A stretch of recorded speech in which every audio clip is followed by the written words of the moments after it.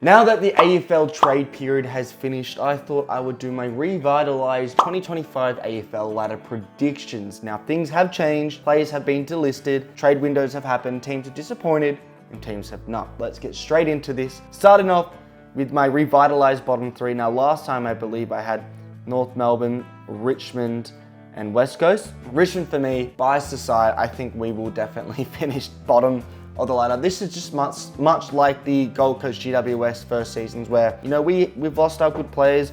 We have an amazing draft hand, but this is going to be one of the hardest seasons we've ever had. And for me, I think that is why we are a guaranteed bottom three. In 18th place, we land. Let me move that really quick. Now, in second last, I have the Eagles. There's a couple factors behind this. New coach, unsure about the coach and the game style. Obviously, with Mini being their coach, McQualter. I think losing Barras and getting some of their trade window wasn't great. They lost some big names in Barras. And yes, they added in Baker, Graham, and Owies, but I still think that's not enough for me to bring them out the bottom three. And I have them in second last. In third last for me, I'll give you my thinking. It's between actually, you know what? Let's just go straight for Melbourne in third last. Melbourne is the team I've gone in the bottom three. Awful trade window for me, showing no endeavour. Lost Neil Bullen, who's key to He's just key to them. I've moved the mic now. Sorry. He's key to them, and I don't think they brought in any players that will change their season. Melbourne fans might be happy that they kept Oliver and Petrarca, but the reality is Gawn's a year older, more injury prone. Off-season issues have not been fixed, and I think that is synonymous with a bottom three finish, but I wouldn't be surprised if they make top eight. It's a rogue prediction. Now, this is where things get spicy. I do have North Melbourne in 15th. I originally had them in 18th, literally before the trade window, but I think adding in Parker, Daniels, I'm not so fond about Darling. I think that's a pretty poor trade, given he could barely break into West Coast side. But adding in Caleb Daniels and Parker, their midfield it doesn't need strength, but I think it needs some experience. I think it's what it's missing. And Daniel can play anywhere, really. I think he's going to play as a halfback flanker, but I like it. They're still early in the building blocks though, so we're not going to put them much higher than that. I do have Essendon in 14th. Essendon fans, you were going to fucking kill me, but hear me out. The reason I have you in 14th is because your trade window was awful. You gave up Stringer for like pick 53, who was your one goal off your leading goal kicker. Langford had 43, I think he had 42. So your goal source is done. Yes, you've got Caddy coming through, but Caddy and Langford to lead the line, I think is not enough. Where's the X factor coming from?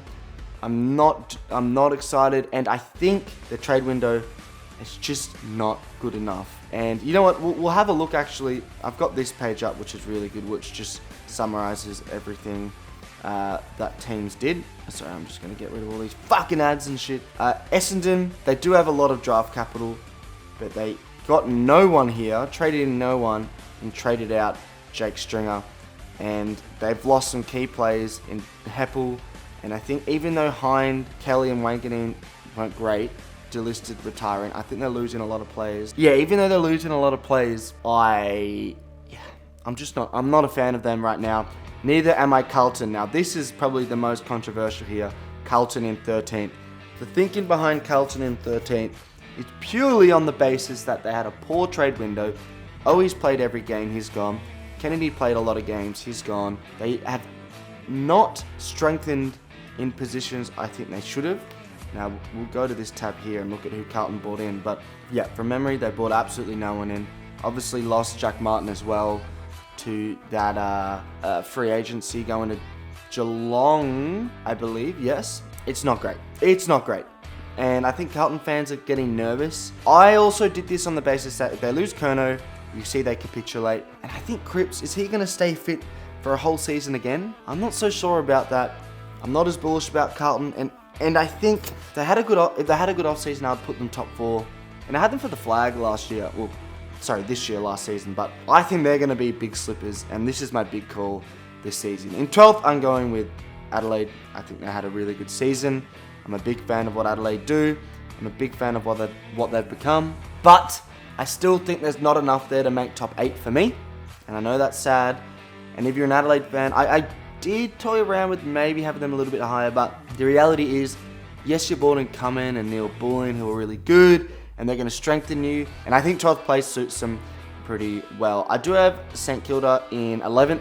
I think St Kilda could make the top 8, but I think a pretty quiet trade window, only bringing in McRae really as the main highlight there. Losing Battle to free agency, even though they do get, I think it was pick 8 or something as compensation. I'm not enthused by them, but I do think when I look at St Kilda, I think that back half of 2024 was really impressive, and I think that will lead on to 2025, but I still don't think they quite have the quality that the teams down here do. Now, these teams, I think, all have the potential. First, I'm going to go with my 10th, and 10th is really hard. I think every team here, apart from a few, can finish in 10th place, given injuries, given external factors, so I've got to try and predict that. And the team I've gone in 10th, because of the trade window, and I think just because of inconsistency as a squad, is the Western Bulldogs. I've gone them in 10th, and the reason behind it, purely on the fact that I don't trust Bevo. They've lost important players who Bevo just had this weird thing about playing them out of position. Bailey Smith, he was injured obviously, but Bailey Smith, Jack McRae couldn't make the team, Caleb Daniel couldn't make the team. And players they brought in, I'm going to go back to here, I don't think from memory they brought too many players in. Yeah, they brought Matt Kennedy in as their one player, but is that enough to warrant success? I don't know. So for me, already you've got two teams that were in the 8 last year falling out, the Dogs and Carlton. This 9th place, I'm going to go through teams I was thinking about putting in 9th place. These are all the teams I considered for 9th place, okay? And you would therefore make a conclusion that they're pretty much guaranteed top 4, maybe. Sydney, the reason I think they can finish in 9th place, massive grand final loss. The year after, how many times have we seen the team the year after getting dominated in grand final, dropping out the 8? Quiet off season as well. Trade window was not amazing for them, but they do have quality, so I didn't want to put them in because I just think they've got enough to avoid it. Brisbane, losing Joe Danaher, haven't replaced him yet. Question marks there, but the reality is I think they should be fine to make the 8. The Giants, really considered them, but the harsh reality of the Giants, not harsh, but I think for me, my perspective on them is they brought Stringer in, which is going to suit their team well. They need that X-factor third tall forward, medium tall. Lost a lot of players to free agency, but the reality is I back them, back the coaches, the higher ups more than others. And then I think it was between these two. Bringing in Shea Bolton, I think Fremantle will be fine.